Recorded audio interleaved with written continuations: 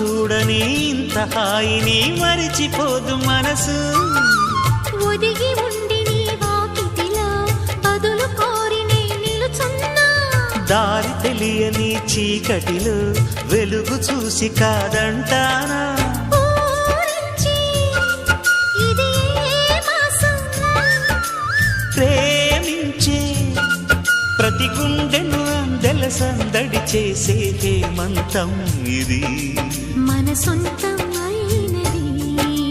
కిలకిల నవ్వే కోయిల కోసం వచ్చింది మధుమాసం.